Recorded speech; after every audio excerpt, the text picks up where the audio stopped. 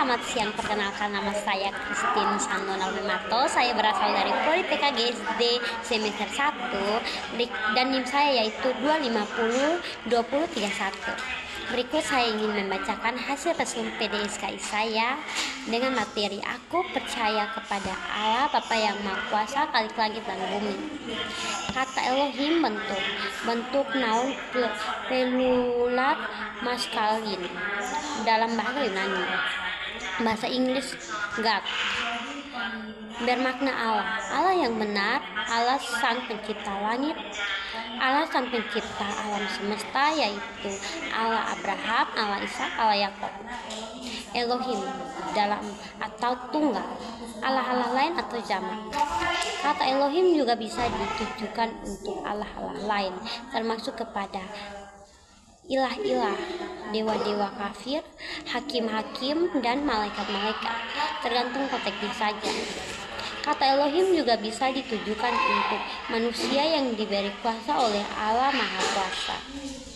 Analisis berarti kuasa atau kekuatan.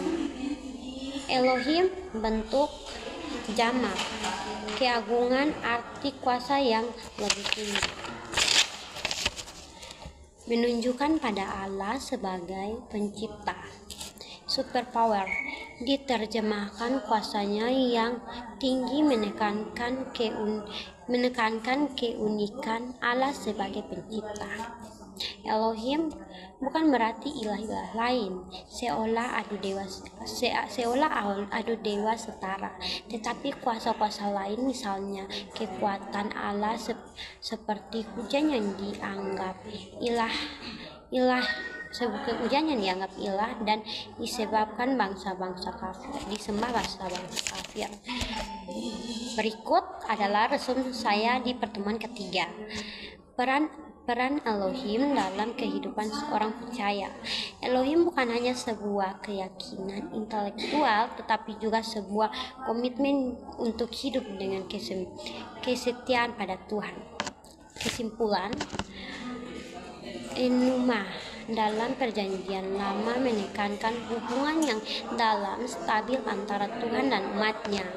2. Pengertian percaya dalam bahasa Yunani. Dalam Perjanjian Baru yang tertulis dalam bahasa Yunani, kata percaya biasanya diterjemahkan dalam kata pisteu. Kata ini memiliki arti percaya, yakni atau mempercayai diri. Ini mengandung pengertian kepercayaan seperti kepada seorang atau sesuatu, khususnya kepada Tuhan. Pastis, kata ini berarti iman atau keyakinan. Infleksi pistoi. Dalam kehidupan orang Kristen, kata pistoi dalam Perjanjian Baru mengandung beberapa implikasi bagi hidup orang Kristen. Keselamatan melalui iman. Pistoi merupakan dasar bagi keselamatan dalam iman Kristen. Hidup dalam kepercayaan penuh kepada Yesus, kehidupan iman secara aktif. Iman sebagai sumber pengharapan dan kekuatan. Percaya sebagai pintu menuju kehidupan pribadi dengan Tuhan. Kata pistoi adalah Perjanjian Baru berbicara tentang iman yang tidak hanya intelektual, tetapi juga iman yang aktif dan penuh minten kepada Yesus Kristus. Berikut di pertemuan keempat yang dikandung dari Roh materinya yaitu yang dikandung dari Roh Kudus, lahir dari anak darah Maria. Mengapa Yesus harus dikandung dari Roh Kudus? Mengapa harus melalui anak darah Maria? Yesus Kristus lahir ke dunia tanpa melalui hubungan seks Yusuf dan Maria. Hal tersebut telah dinubuatkan dalam Perjanjian Lama.